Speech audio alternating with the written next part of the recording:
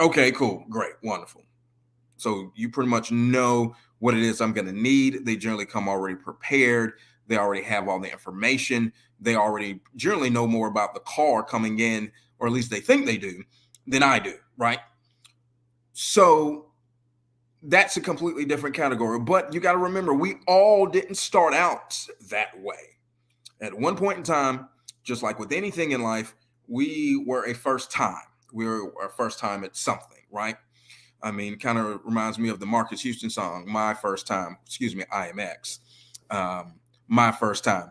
We're not talking about that first time, but we are going to talk about at least the first question that I've got here is going to be pertaining to first time buyers. So, the question is, first time buyers, what should I do before purchasing a vehicle or going into the dealership? What are the things that I need to do as a consumer, as a first time buyer, to actually be able to make sure this goes smoothly, make sure there are no bumps in the road, to make sure that ultimately I'm getting what's best for my current financial and or vehicular situation? Well, there are a couple of things that you can do. Number one, I always tell people, especially first time buyers, check your credit. Now, I get it. More times than not, first time buyers are generally very young. They probably don't have any credit or very little credit, or what we call in the industry a thin file, right? So, what should I do? Well, like I say, check your credit. Second, attempt first to go by your local credit union. There's a reason for this, and there's a reason why credit unions exist. Although, for the most part, they act like banks, which they do. They lend money. You can keep your money there, saves account, CDs, investments, all that kind of stuff, right? But they are more willing to give out credit, loans to people to help establish credit. That was their purpose when they were founded many moons ago, right? So start there first. Go into a local credit union and attempt to get a loan with them, as far as automotive loan with them first. There's a reason for this. Reason being is that most credit unions are going to have parameters that they are going to require the dealership to do. It's one, to protect you as the consumer not getting screwed.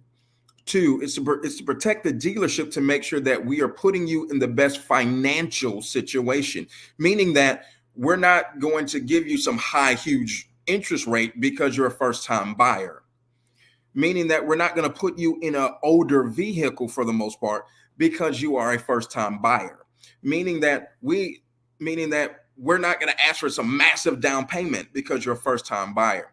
Because when you come in, and let's just say you get approved by said credit union, they're going to have, again, parameters such as this vehicle can't be no more than 3 to 4 years old, 5 years old. It can't have any more than 80,000 miles on it. That type of stuff. This vehicle must be warranted. This vehicle, the down payment can't exceed this amount. We're only going to lend you this amount. So the dealership at that point in time must have a vehicle in place with that fits within all of those parameters. That's a good thing, because ultimately it protects you as the consumer. It helps you establish credit with a financial institution, and it can help build your credit overall. And for the most part, you'll probably get a pretty damn good interest rate from a credit union. They're not in the business of giving you a 18 to 20 to 25% interest rate. They're not. If you end up getting approved with the credit union, that gives you buying power and leverage to go into a dealership and not necessarily throw your weight around, but one, what you're approved for. So if it's $25,000 or $30,000, that's all you got to play with. So there's no need to go look at a $50,000, $60,000, $70,000 vehicle. You can literally go in, hey, salesperson, I've been approved with my credit union. They gave me 25 to 30,000 to play with, or whatever that number is, and I'm going to go through them. I just now need to find a vehicle, if you can help me with that, that fits within those parameters. Now that makes my job easy. Now, in the times that we're in, maybe depending upon where you're going, depending upon the dealership that you're going to, that may be easy. They may have plenty of vehicles in that price range. And again, all of it must work. It can't be okay, cool. The vehicle is no more than 5 years old, but it's got 110,000 miles on it.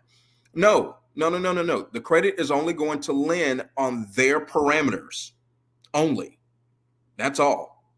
So again, that does nothing but help you as a first-time buyer. That's awesome to me. I think that's one of the coolest things that a young person can do is go establish credit at a local credit union. And there are plenty throughout the country. They're all over. There's probably one in your own local city. Or at least one nearby. So first-time buyers, please, please, please, I implore you, at least attempt to do that first. Don't go to the dealership first and try to get, finance and all this other stuff. Go to your local credit union first and see what they are willing to do, because you might be pleasantly surprised about that. And again, they're there on they work on your behalf. Because remember, as a credit union, you actually are a member. So you are, as a member, a priority. So they can't put you in bad financial situations. That's against everything that they stand for. So please, please, please, I implore you, definitely go, first of all, to a local credit union and see what happens. Can't hurt. All right. Next up, I got to talk about something that, because I live in a military town, and I'm often pleasantly surprised when I'm the one that has to ask this question to the military people or military personnel that come into the dealership, and they haven't thought about this first. So the question number 2 is directly to those military personnel. My question to you is, have you tried, before you come into the dealership, have you tried to get financing through either USAA or Navy Fed? I'm gonna let that sink in. Have you tried to get financing through USAA or Navy Fed? Now, the military has all types of benefits out there. And one of those benefits that I love is the fact that they are key, and they are really, really, really good about wanting their members to be financially stable and putting them in the best financial situation as all out humanly possible.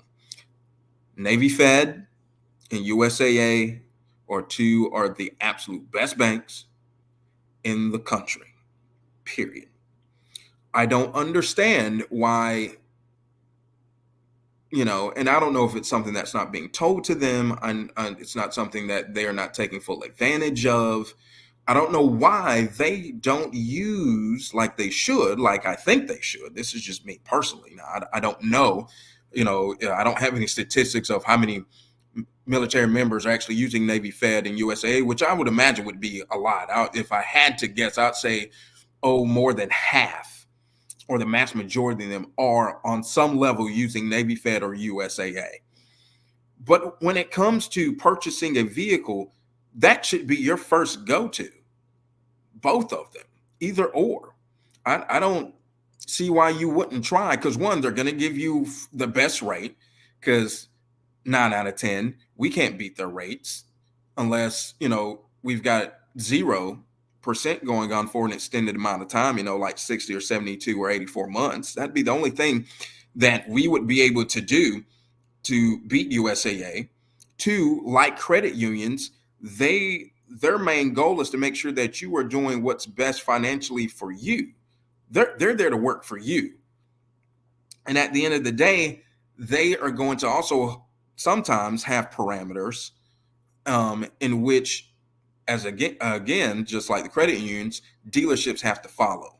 There's only so much that we are going to be able to kind of negotiate with or what have you when it comes to when it comes to USAA Navy Fed. They are there strictly for the military. So if you are a military personnel, I would say the first thing and you're trying to buy a vehicle, I would say the first thing that you need to do is try those two banks first. Again, just like credit union, you may be pleasantly surprised what they are willing to do. And again, they're going to give you the amount that you are approved for. And we have to find that vehicle that fits in that. Now, two, something that military folks should do, which they do, don't be afraid to even in this current climate that we're in, don't be afraid to still ask for those military incentives that are, given by the manufacturer on said vehicle as well. Sure, they may not be as large as they once used to be, those quote unquote rebates and things of that nature, those incentives. No, they may not be as large as they once used to be. But for the most part, a lot of manufacturers still have some of that still intact. So definitely use the combination of USAA and Navy Fed, which is going to give you a great rate. And don't be afraid to ask for what other incentives that you have, because you can combine those two things. I'm just saying, putting it out there in the air doesn't hurt. Another question, number 3, that I get all the time, a question that I get. Hey, Anthony, what is a good down payment to put on a vehicle? Now, although, because this is where it gets dicey, and you'll, hear people say, and those people who are, in the finance world that say that down payment is not required. We shouldn't ask for it. I want to hit that head on. I really do. I want to hit that head on. So when it comes to a reputable, let me say this, a reputable dealership, when we are asking for down payment, it's not necessarily to line our pockets or to add profit to the dealership or us or anything like that. For the most part, that's not even how we get paid. I don't know where this stigma, and it's definitely something that is it's definitely something that's very prevalent in our community. When I say our community, I mean the Black community and the minority community, where we think that putting a down payment is a bad thing. It is not. By no means is it a bad thing. Now, I'm not saying there has not been shady activity done. I'm not saying that bad stuff has not happened to down payments. I'm not saying down payments have not disappeared, that type of stuff. I'm not saying that. But what I am saying, a reputable dealership, when we ask for down payment, it's not because we, the dealership, is asking for it. It's generally because the bank or the financial institution is asking for it. Now, when they ask for it, we are just like you. We are at the mercy of them. The bank, the financial institution, the credit union, whomever. They may say, you need $500 down. And at the end of the day, if that's what they're asking for, well, that's one of their parameters. That's a stipulation of them fulfilling the loan. That ain't got nothing to do with me. Nothing at all. Why would a financial institution ask for a down payment? Well, they would ask for a down payment because potentially the vehicle that you are looking at or looking for does not book well enough. And when I say book, it's not worth enough for them to give you the loan in which they're asking. Well, you can do one or two things at that. Could be the interest rate that you currently have, or the interest rate that they're offering. I'll say that. Or it may be the overall cost of the vehicle. So to get the cost down, they're asking for you to invest. That is a good thing. Why is that a good thing? Because if you are investing, it allows, because remember, that is your negotiating power, because you have to understand why they're asking. You have to understand what they're doing. What they're doing is assuming risk. That's all it is. They are assuming risk. So to make it less risky for them, they may ask you to help assume some of that risk by investing into the loan. Well, how does that help you? Well, let's just say a vehicle is 30,000, but they're asking you to invest 5. Your approval may only be for 25 grand. Well, that's how you get there.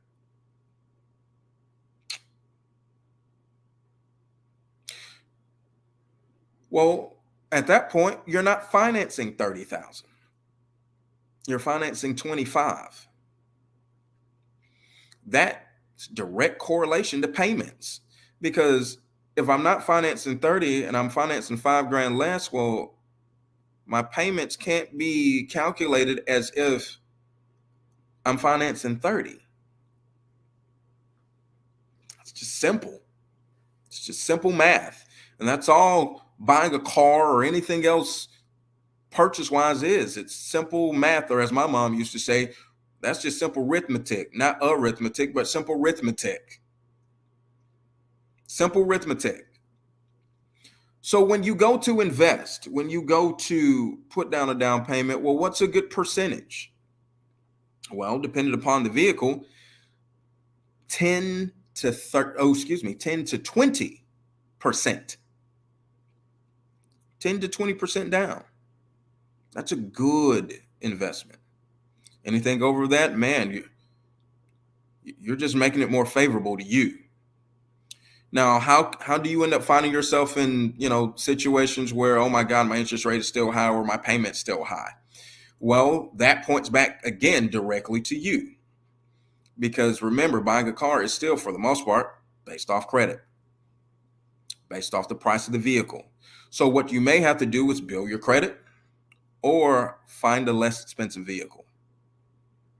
And remember, just like life for the most part is a marathon, so is buying things. It's a marathon. Remember, a vehicle is the second most expensive item you ever purchase in your life.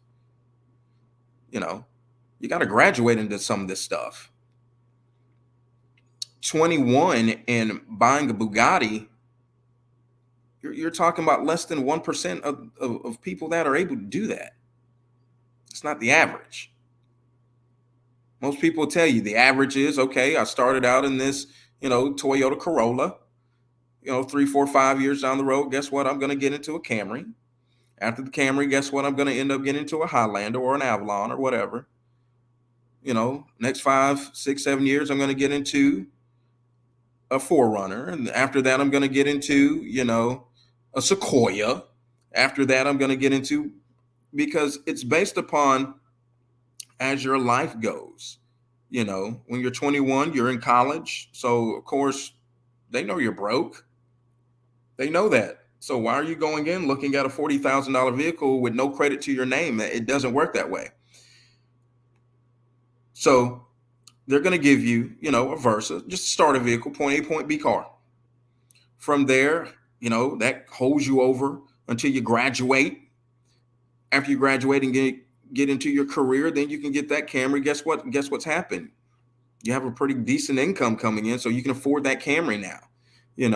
Well, after another 5, 6 years, you've at that point, assuming that you've been on your job for 5 or 6 years at that point, guess what now? Hopefully during that time, you've gotten raises, you have advanced in your career. You are now considered a seasoned member of some type of faculty or employer. So now you've got good benefits and all that kind of stuff.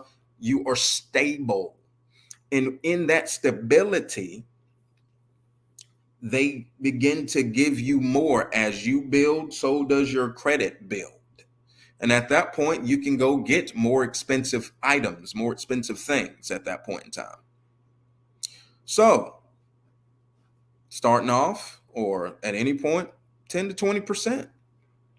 Can you ever get to a point where you can do zero? Sure, absolutely.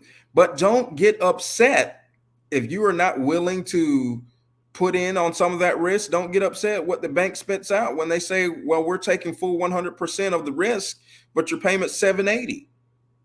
You can't be upset at that. How can you be upset at that? You're not putting in, as Smokey said, you didn't put in on this, man. So if you didn't put in on this, I'm telling you what I'm willing to do, period, as the bank. So if you're not going to invest in this, well, I'm taking 100% of the risk. Well, shoot, here's a high payment. Enjoy it. Question number 4.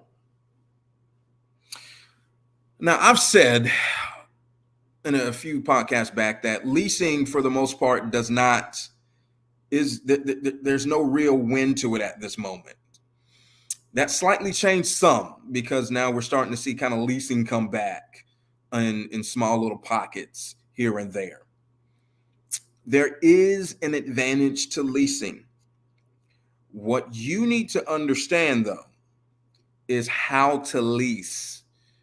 You need to ask questions such as, can I add mileage if I know I'm going to eventually go over them? But that's something you need to ask up front before the lease is signed, because it's binding. Whatever you signed up for is what the lease is going to be, because ultimately, remember what a lease is. You're renting. You can make it sound as leasing is just a nice word. You're renting this vehicle for an extended amount of time. So you need to be able to go in understanding what you're asking and understanding the parameters of the lease, and begin to ask questions such as, when you go into the dealership, do you guys do flex leasing? Flex leasing? What is that?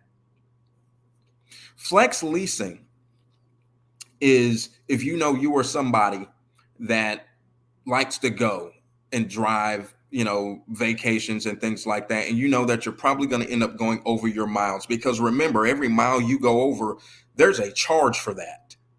For every mile that you go over. Now, some places are 3 cents, 5 cents, depending on the vehicle. You could be talking up to 10 cents, 15 cents, 20 cents, whatever the vehicle is, depending on what it is. And they'll tell you what that is. And it's different for, different makes and models. But you need to ask, do they have flex leasing? So flex leasing allows you to add mileage to the vehicle length during the lease.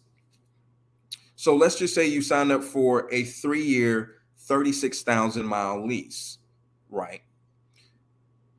If you ask them upfront, because this, again, remember what I said, this has to be done when you are building the lease, not after it's been signed and now I want to add miles. Now, some places will allow you to do that, and there could be a massive charge for that. And when I say massive charge, we're talking about, now instead of it being, $600 to add whatever, now it could balloon up to $3,000, and that has to be paid up front at that point in time. So when you are building the lease, ask about flex leasing, because again, it allows you to add miles. At that point in time, if they say, yes, we do offer flex leasing, is that something that you want to do? Yes. Because again, I want to be able to have the flexibility of adding miles if I need it. And if I don't ever need it, well, fine, I'm not paying any extra for it, because I'm only going to pay when I need it. But at least it's in there to be able to do, hey, how many more miles do you need? I need 5,000 more miles. Well, all you're going to do is multiply whatever, you're going to multiply that 5,000 miles times each mile, whatever that is. It may only end up being like, $400 at that, when you need them to go an extra 5,000 miles. Didn't know that, right? Wow. Not to mention, leasing puts you in a position to where the vehicle overall costs, because most people don't keep their vehicles 5, 6, 7 years anyway. So now you're looking at, as far as payment is concerned, your payment may be cheaper. Because remember, lease goes off the MSRP of a vehicle, not the retail, not the addendum, not the other stuff. And a lot of these leasing programs buy credits of all types. So yes, there is this thing where you do have to have outstanding credit to get the best term. Yes. But just because you don't doesn't mean you can't lease. There are plenty of people who are leasing vehicles right now who do not have perfect credit. I can tell you that. So yes, when you go in, while it is being built, you need to ask about flex leasing. And if they don't offer that, you need to see what else they may offer. They may not call it flex leasing, but you need to see what else they may offer to counteract if you end up going over miles, so you don't have to have that penalty and everything else and buy it, all that. Because at one point in time, balloon leasing was a real thing and it was horrible. That's why a lot of people don't do leasing, because they remember a time when they did lease and they got caught up in the balloon lease. And what that was is, the residual of the vehicle and what the vehicle's worth at that point in time. They had to pay that difference, and that could have been a big difference. We're talking, okay, just to break the lease, to get out of it at that point in time. Let's just say your lease ended because you've done your 3 years, 36,000 miles, but now the residual and your value are so far apart. Now we're talking $4,000, $5,000, $6,000 to get out of it. You don't have to worry about that anymore. So yeah. Next, number 5. Something that I get a lot, and I always want to base it off, because I always throw it back at my customer. It just depends on what's good for you. So the question is, what is a good term to go? And when I say term, that's how vehicles are, measured out. And what I mean by that, do I want to go, if I'm purchasing a vehicle, trying to own it, do I want to go 12 months, 24 months, 48 months, 36 months, whatever the case may be, 72, 84, whatever, right? What's a good term to go? Well, what I tell my customers is, that's one, completely totally up to you, because I can't answer that. But what I can do is I can help you logically think about, so you can make the best decision. The best term to go is going to be the furthest term you can go that still allows you the great interest rate if you are budget conscious. I'm going to say that again. The best term to go is going to be the term that allows you the best interest rate that still fits within your budget, or close to your budget, or what have you. Good example would be, right now, you can go 72 and 75 months and still get a pretty good interest rate, as opposed to going 84 months. Yes, 84 months gives you the lowest payment, but the interest rate is higher because banks don't want to go 84 months right now. There's no incentive for them to go 84 months. They want to recoup as much of their money as all like humanly possible right now. They don't want to wait 7 years to get it. So going 60 months may be great for you. And right now, a lot of manufacturers, banks right now are doing, 48 months at 1.9, 2.9. Some of them are even doing 0. If that's not your budget, don't do that. If you can't handle a $900,000 month payment because the best term is 0 for 36, don't do that. Go 72 months, go 60 months, because a lot of those, because 60 and 72, for the most part, depending on your credit score, the interest rate may be the same. Some of it, some of them are even the same at 60 months to 75 months. So you still may get, 7%, 6%, whatever it is, because each bank's different. You may still get the same at 75 months that you would have got at 60. But now you're going 75 months, you're stretching out that payment. That may be more favorable to you, but you're still getting that great interest rate. Which goes back to, that's why I say money down helps. So yeah, what's the best term? It's really up to you on that. But what I tell people, go as long as you can and still get that great interest rate. It's not going to hurt because a lot of it's the same. Next, number 6. Something that I get a lot, and I don't get this necessarily from first-time buyers like you think I would. The question is, should I build my credit before I even go into the dealership? Okay, so yes and no. It's not required. You don't have to. A lot of banks do have first-time buyer programs. A lot of dealerships offer that. I know for a fact that Southeastern Toyota has a stepper program. That's what I call it, stepper program. They'll put you in a Corolla. You make 12 perfect payments, and you go back in, get a Camry at a better rate that you got the Corolla. Look at that,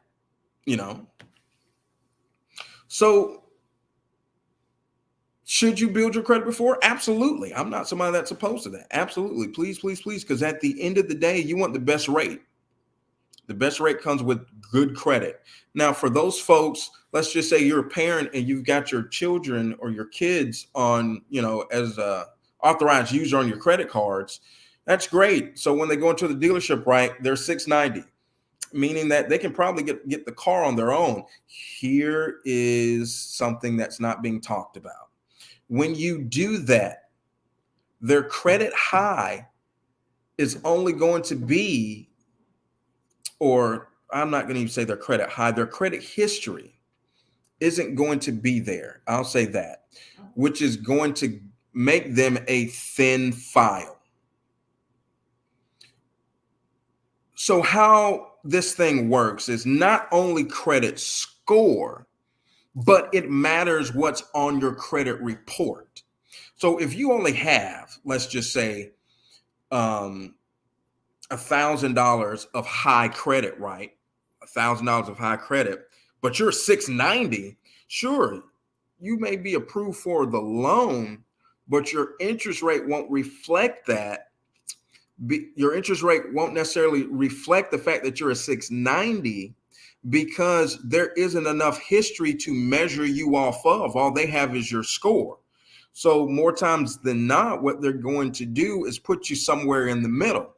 All right, we acknowledge that you're a 690, but because you're only a 690 and you don't have the history of someone who would be considered a true 690 or 700 credit score, we're going to put you closer to what a 640 or 620 would get as far as interest rate goes. Now that may be a big gap. That may be for 2 to 3 interest rate points. Well, sometimes that's what you got to do. You can always refinance it later, or you can have your parents or whomever co-signer go on the loan with you so you can have that history. So there's that. Absolutely, there's that. Yes, build your credit before you come to the dealership. Build it as much as you can because score matters, but history also matters too. Go open up a furniture account if you can. Try to apply for a K card. And when I say K, I mean K Jewelers, JCPenney, something of that nature, because you're going to need something revolving.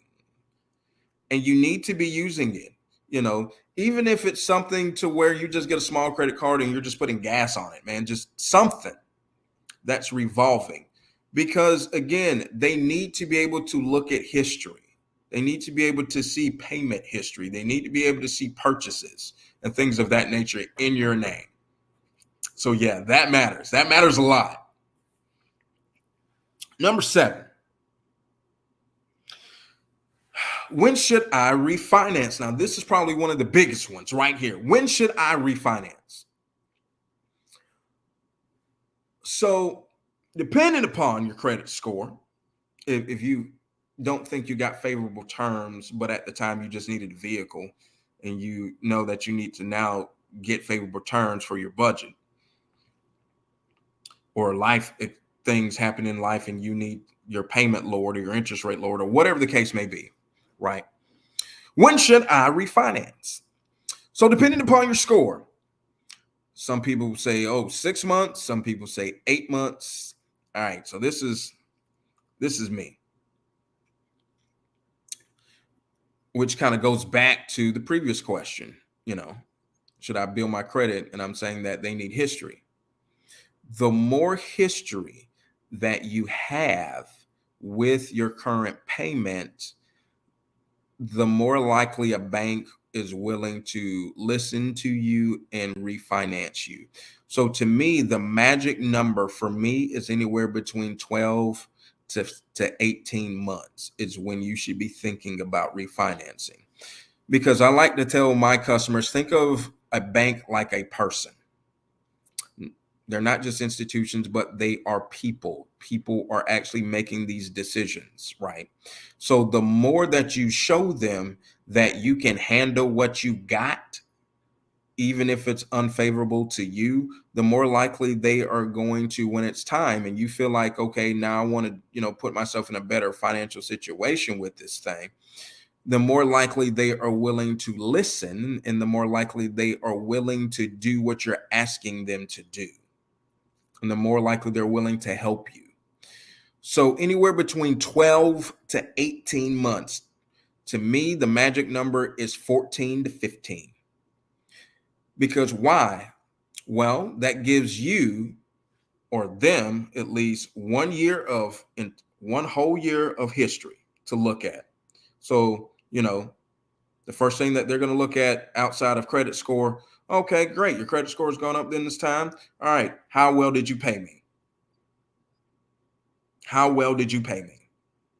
Oh, wow. So now you want to talk about, renegotiating this thing and getting now more favorable terms for you. How well did you pay me? And I want you guys to think that's what they're saying to you. How well did you pay me? Right? And from that point, okay, wow, January through December, wow, perfect. Never missed a payment. Okay, awesome. Why 14? Why is that the magic number? Or 15? Why is that the magic number? Because it gives them a whole year and then the start of a new year of you paying them. Remember, the more history that you can put in front of them, the better chances that you have to refinance. Now, I do have to put a little caveat and asterisk there too, because they are also at the mercy of a completely independent entity. We all are, and we're all feeling it right now. And it's part of why we are dealing with this inflation, and that's the Fed. And no, they're not part of our government. So yes, I am correct when I said that they are an independent industry. They are not owned by the U.S. government. They are a completely independent industry. They are just as federal as FedEx, and FedEx ain't federal. So with the Feds raising the rates the way that they have, that may stop some of them from refinancing you guys, because you may already be in the best term or best interest rate possible. If they refinance you, if they try to refinance you, you may end up refinancing into a higher interest rate. Most banks aren't going to do that because they know they're going to get sued if they do that. They're not going to do it. So that's why we're not seeing a bunch of refinancing going on right now. But if we're talking, when the world was okay financially and we weren't doing, in this inflation thing, sure, you can refinance because they knew the floor was not as close to the ceiling like it is now. So right now, refinancing may be pretty difficult. You're not going to find many places being able to do it, or many places that's going to end up getting you a better rate than you are currently, unless you are in double digits and they move you and your credit has done a complete backflip, and now you're getting put down into single digits. Now, if you have double digits interest rate, yes, you need to try to refinance. Absolutely. Yes. So if you're got an 18 or 20% rate going down to 9.9, oh my God, you have no idea how much you have just helped yourself. You've helped yourself substantially. So yes, unless you're in those type of situations, refinancing right now is not easy to do. If you're already at a 7% rate, what are they going to refinance you into? Because you got to think your vehicle is a year or 2 years older and it has miles on it at this point in time. So going to a 4% rate is not going to be easy. It's probably damn near impossible. So right now, you're not seeing a lot of refinancing going on. You're just not. But under normal circumstances, yeah, refinancing is possible. And I say the magic number is anywhere between 14, 15 months.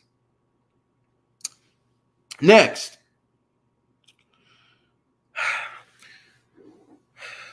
Now, this is something that I've talked about before and the importance of it, but I don't think we understand what it is and why we need it.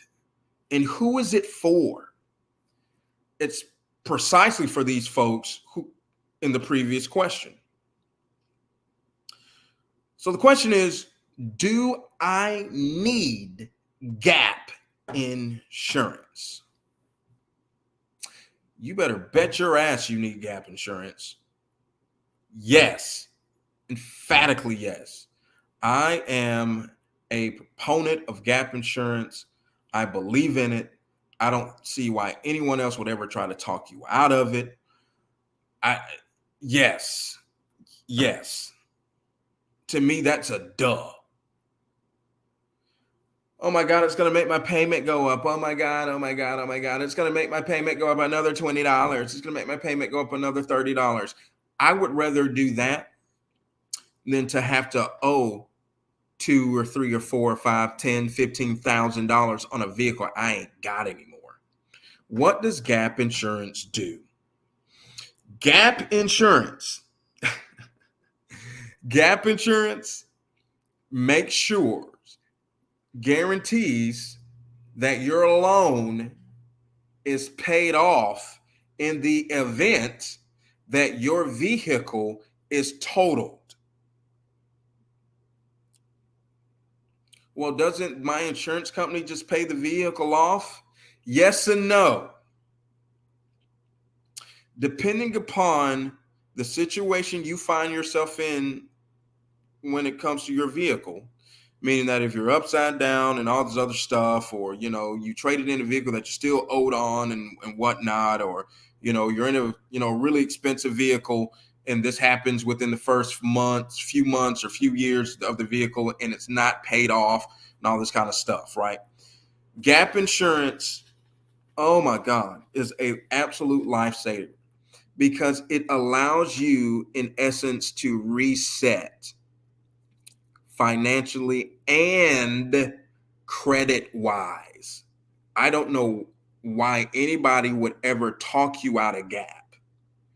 Again, gap is there to literally fill in the gap from what you owe to what your vehicle is worth, because your insurance company is only going to pay for what your vehicle is worth, not what you necessarily owe, because those can be two very different numbers. You're driving a vehicle, let's just say it's a brand new 2023 Nissan Altima, right? Brand new 2023 Nissan Altima. Let's just say it's an SR with a premium package that has the turbo in it, right? Cool. Those things right now are MSRP. Never mind what they actually are on the lot, but they're MSRP for anywhere between 36 to 38 grand, right? All right, cool. After that, you buy the vehicle. Let's just say you didn't get gap. Okay, fine. You didn't get gap because I'm not worried about that. Whatever. I don't need it. All right, cool. Let's just say 8 months down the road, you get into a car accident, right? You still owe what, 34, 33, 35 grand on this vehicle, right? What do you think that Altima's worth at that point in time? Now, again, this is all fictitious as far as this is an example. What do you think that vehicle's worth? Oh, I could probably tell you anywhere between, I don't know, 27, 28, 30 grand. Remember, you didn't get gap.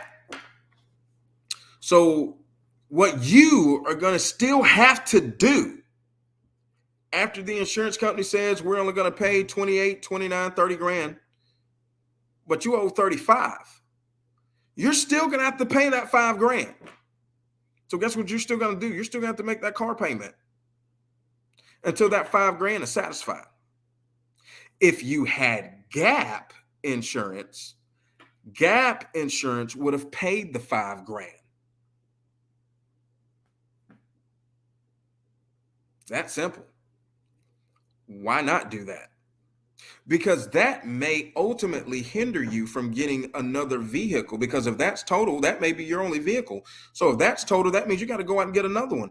Well, if you owe, 5, 10, 15, 20 grand, and that's still sitting on your credit report, it's still a vehicle. You still have an open auto loan on your credit report. I no longer have the vehicle. I don't know that. And the bank doesn't know that either. Or banks don't know that when you go and get try to go get another vehicle and they're running your credit report. Well, the manager's going to come to me as a salesperson and say, hey, this person has an open auto for, 20 grand, for 15 grand. They still have an open auto for 8 grand. Are they trading that? No, that vehicle got totaled. Okay, fine. They still owe that 8 grand. It's still an open auto loan. So you have an open auto loan. Now, you may be someone who has good enough credit to where that doesn't matter. You're still going to pay potentially a slightly higher rate because now they're looking at you having now 2 auto loans as opposed to you just having the one. That's why I say gap insurance is so important, because it allows your vehicle to be paid off, which ultimately gives you a credit reset, because guess what's going to happen? Your credit score is going to go up. Your insurance company paid the vehicle off, paid the vehicle's worth. Your gap insurance paid off your loan or what's left of it, because at the end of the day, you got to get another vehicle. And if you're not with, Liberty Mutual, or a few other these, or Allstate, who have, new car replacement and all this kind of stuff, man, you're stuck. So that's why I say gap insurance is important. When you go to finance and you have to sign all your state paperwork and title paperwork and all that other stuff, and then that's when they begin to offer you extended warranty and everything else and whatnot, tire coverage and all that jazz.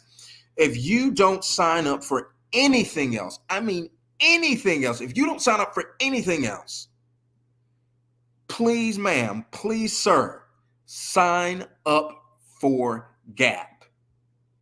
And don't just necessarily try to buy it from your insurance companies, because there are few auto insurance companies that offer gap. Understand the percentage. Most dealerships that offer gap, their gap is going to be up to 125%. Meaning that's above and beyond, more times than not, after your insurance company has paid what the vehicle's worth. That's almost guaranteeing your loan's going to get paid off. And if it doesn't, you're going to have such a small balance, so it's not even funny.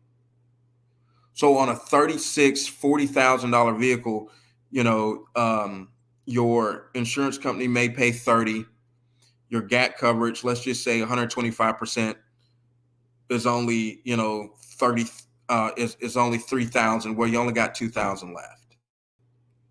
That puts you in a much better position to be able to get into a new vehicle, because more times than not, really anything under six, under five, banks are okay with. It's when you still owe 10, 15, $20,000 and they still see that, to where, because you got to think, what's the price of a Versa? What's the price of a base model Corolla? You know, it's going to fit within that $18,000 to $20,000. So in their mind, no, that's a vehicle. That's a vehicle, right? So Gap. Please get Gap. God, it breaks my heart to have people come in and under those circumstances they didn't get Gap. I'm not saying it's impossible to help them. I'm not saying that I can't help them. I'm just saying it gets challenging at that point. It gets really challenging at that point. Number 9. What should I bring to the dealership when purchasing a vehicle? This was pretty easy, but this is mostly for those first-time buyers. Now, if you're a seasoned buyer, you already know what you need to bring with you for the most part. And if you're someone who has, perfect credit, more times than not, you just need to bring your license and insurance. It's kind of that simple, because they're not going to ask for anything else. But for those folks who have less than perfect credit or have multiple vehicles, multiple auto loans, you need to bring, of course, your driver's license. You need to bring proof of income, a pay stub, a couple of pay stubs, at least a month's worth of pay stubs. You need to bring in with you proof of residence, meaning, what is that? A utility bill. If you don't have a utility bill, at least a credit card statement, a bank statement. Sometimes they'll even take, consecutive junk mail, something that has your name and address attached to it. There are times where you might need to bring in, let's just say, if you are a 1099, which banks do not like dealing with 1099s, but if you are a 1099, because there are a lot of truck drivers who are 1099, or you own your own business kind of thing, you are going to need to bring in your tax returns. Yes, you're going to have to show where you pay Uncle Sam. They don't care what you pay you. They care that Uncle Sam is getting his cut, or at least it appears he is getting his cut. Now, what you actually do is what you actually do. And I'm not here to give any financial advice on that.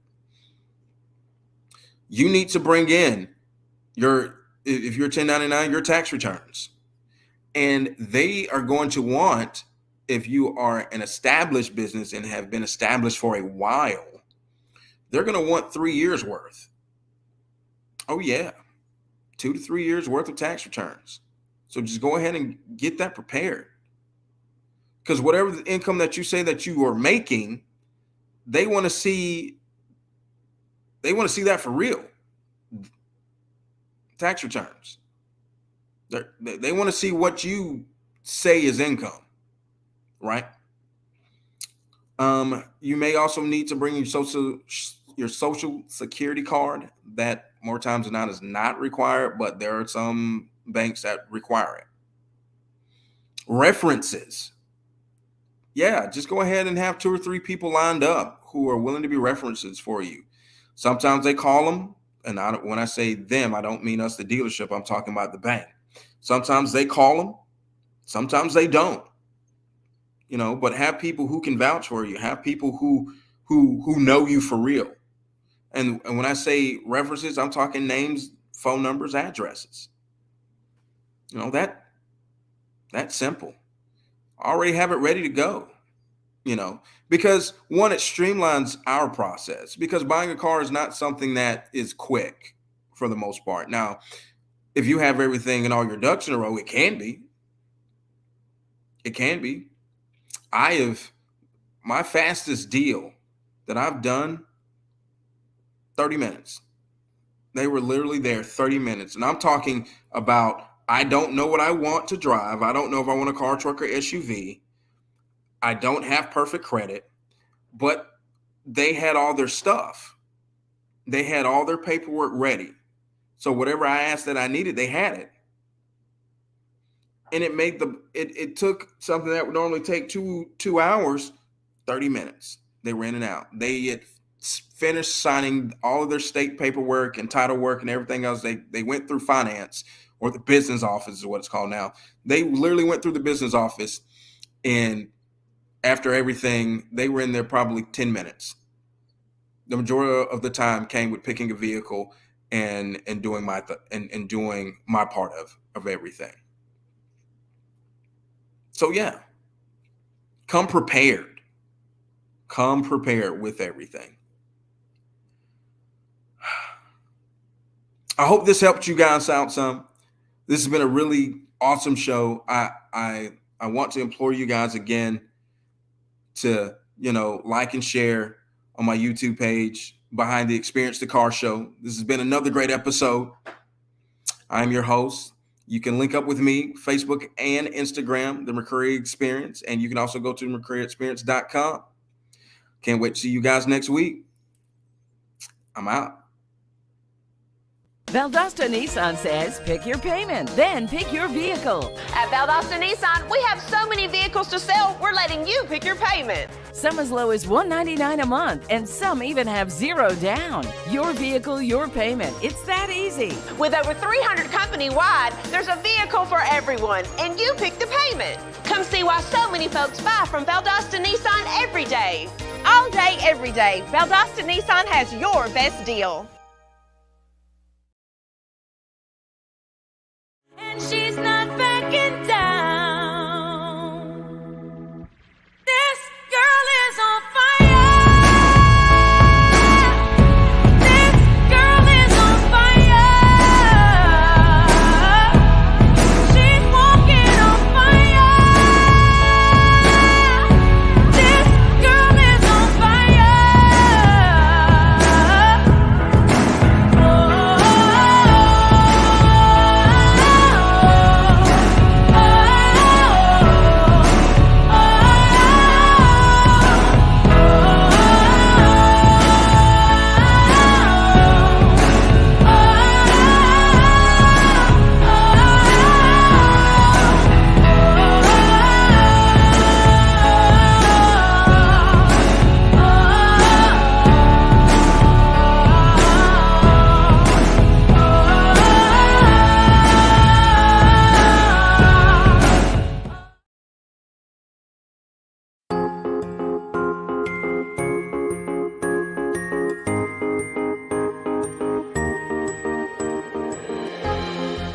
Even when you were little, you dreamed big. Maybe you had visions of the good you do in the world, how you might change your community. Now you have the means, but there are so many worthy causes in need of help. Where do you start? Your community foundation has the answer. It's local and dedicated to improving the community where you live. Here's how it works. You can start your own fund by giving cash, stock, real estate, or other assets. If you wish, your community foundation will help you match your interests in the arts, education, economic development, or other causes with charities that share your passion. Plus, you can decide whether you want to give now or later. Community foundations offer tax advantages and personalized services that create a seamless giving process for you. They'll work with you or your professional advisor. It's your choice. And as your giving helps to better your community, everyone benefits, now and in the future. Community foundations help you on your path to personal philanthropy, making it easier for you to do good. So when you're ready to give, visit your community foundation. Together, we can create something special that will last forever.